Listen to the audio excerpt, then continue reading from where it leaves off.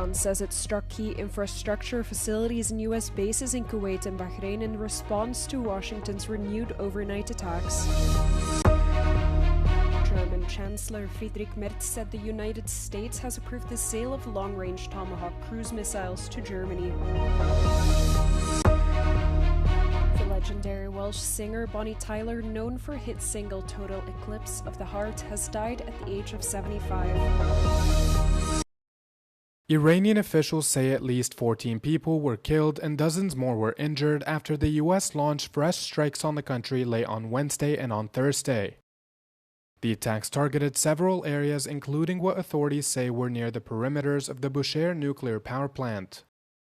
The U.S. Central Command said on Wednesday that it has, at the direction of U.S. President Donald Trump, carried out strikes to degrade Tehran's ability to, quote, threaten freedom of navigation in the Strait of Hormuz.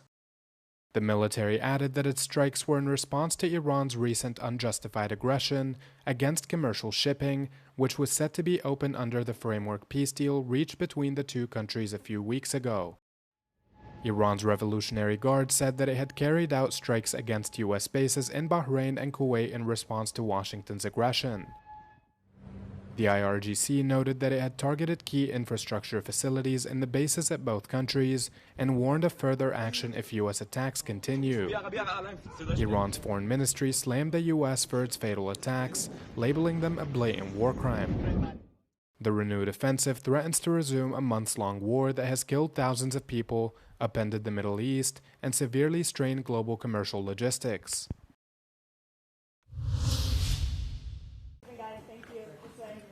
The United States has approved the sale of long-range Tomahawk cruise missiles to Germany. That's according to German Chancellor Friedrich Merz. So far, there are no European-made alternatives with similar range and strike capabilities. This leaves Germany as well as other EU countries dependent on the US. Merz, however, said Europe is working to develop its own. Wir haben zudem am Rande des NATO-Treffens in Ankara mit der amerikanischen Regierung vereinbart, dass amerikanische Tomahawk-Raketen von uns erworben und in Deutschland stationiert werden. Wir schließen damit eine wichtige strategische Lücke in unserer Verteidigung und wir werden gleichzeitig daran arbeiten, eigene europäische Systeme zu entwickeln und in Europa zu stationieren. Germany considers long-range cruise missiles as a key part of its deterrence strategy against Russia. The missiles are mainly launched from submarines and warships and can travel more than 1,600 kilometers. Merz did not say when he expected the Tomahawks to be delivered, and the number of missiles acquired would remain classified.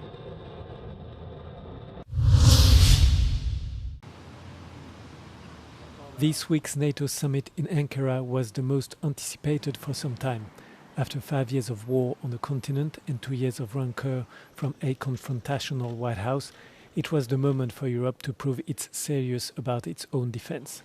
At Tuesday's Industry Defense Forum, European allies heralded 43 billion euros of deals for defense production and procurement, covering submarines, Patriot missile defense systems, interceptors, ammunition, all presented as proof that the alliance is on a credible path to spending 5% of its GDP on defense by 2035.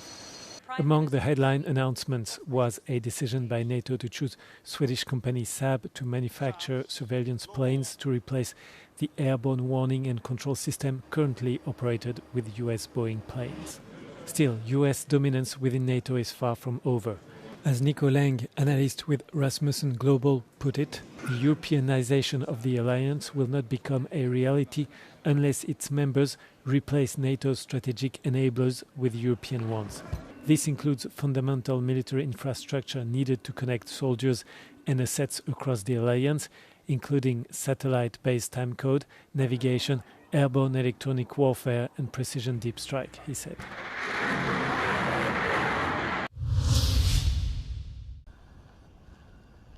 The European Commission has proposed fully or partially banning imports of goods produced in illegal Israeli settlements, alongside additional options to further restrict EU trade with settlements in the occupied Palestinian territories.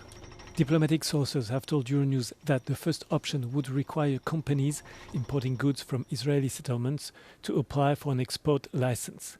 Yet the Commission's option paper warns that such a system remains vulnerable to circumvention. Secondly, the Commission has proposed introducing higher tariffs to make the import of goods from settlements prohibitively expensive, but acknowledges that this option is also vulnerable to circumvention methods. The third option is a full or partial ban on imports from illegal settlements, which would require customs officers in national authorities to identify goods from Israeli settlements at the EU borders. EU ambassadors are expected to provide their initial feedback in a closed-door meeting in Brussels on Friday, before EU foreign ministers gather for further discussions on Monday. However, the paper only outlines options, no actual proposals, and no formal decision is expected on this matter next week. The next formal Foreign Affairs Council is only expected in October, which for some member states will further delay the measures.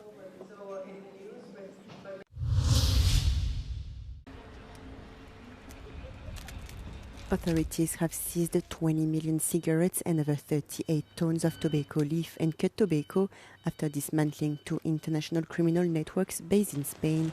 European countries, together with the EU's anti-fraud office and Europol, dismantled a multi-million euro illicit cigarette supply chain. The targeted group suspected of manufacturing, distributing and trafficking counterfeit tobacco products worth an estimated 10 million euros, Olaf said in a press release.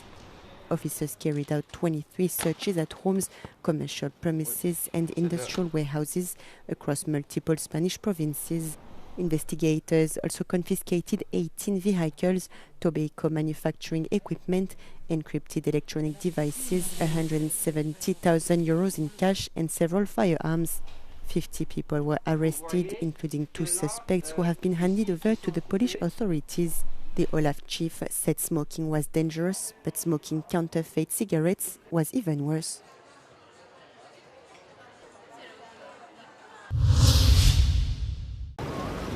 The European Parliament and EU governments are entering the final phase of negotiations on the digital euro after a vote in Strasbourg on Thursday. EU lawmakers are now ready to begin negotiations with member state governments on how the digital euro will work. The digital euro would be an electronic form of central bank money issued and backed by the European Central Bank. It is intended to complement cash and existing banking services rather than replace them. ECB would provide the underlying infrastructure, while commercial banks and payment service providers would offer digital euro services to customers. According to sources involved in negotiations, the most delicate issue will be agreeing on the so-called compensation model.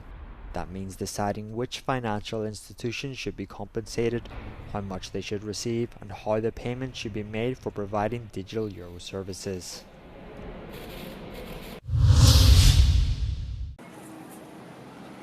The European Commission plans to make it easier for governments to exclude foreign companies from its public procurement market if those companies are seen as posing a risk of foreign interference. The draft document seen by Euronews proposes that public buyers must take appropriate measures to ensure the protection of security and public safety of the Union. The document adds that risks to security or public safety may arise from firms that bear risk of interference or influence. These risks have increased in recent years. Some European governments have already taken measures to mitigate them. For example, France ended its contracts with Microsoft to protect French health data. It has also replaced US tech company Palantir with a French company for the processing of sensitive information. Other EU countries such as Germany, Italy and Denmark also cancelled or denied contracts to Chinese telecoms giant Huawei over security concerns. UK lawmaker Andy Burnham has taken another big step towards becoming the UK's next Prime Minister after his last potential Labour Party rival bowed out of the competition late on Wednesday. Former Armed Forces Minister Al Carnes told British media that Burnham, who served as Mayor of Manchester, had his full backing and called on other Labour Party members to, quote, get on board as well. Carnes stressed that a drawn-out and divisive leadership contest was not the best use of the party's time, emphasizing that Labour should prioritize unity and strength, after a highly turbulent period under the helm of outgoing Prime Minister Keir Starmer. And we will be deploying Carn's decision leaves Burnham as the only candidate left in the field ahead of nominations for the contest, which are set to open on Thursday. If no other candidate declares their participation, then Burnham will become the Labour Party's next leader and take over the premiership later this month. Burnham would also become the UK's 7th Prime Minister in a decade, adding to what has been a highly unstable and challenging British political landscape since the Brexit referendum storm in 2016.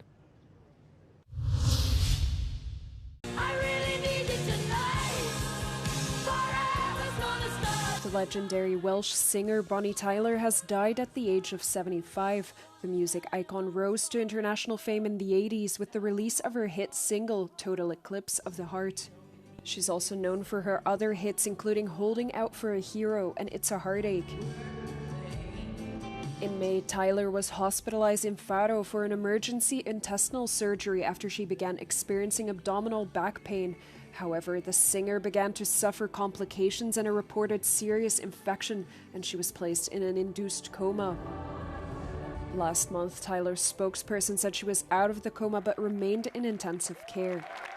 Tyler was supposed to go on tour this summer but was forced to cancel and postpone all planned shows due to her illness. A statement published on her official website reads that Tyler unexpectedly passed away as a result of the illness that she was being treated for. A further statement will be issued later. There's nothing I can do, a total eclipse of the heart.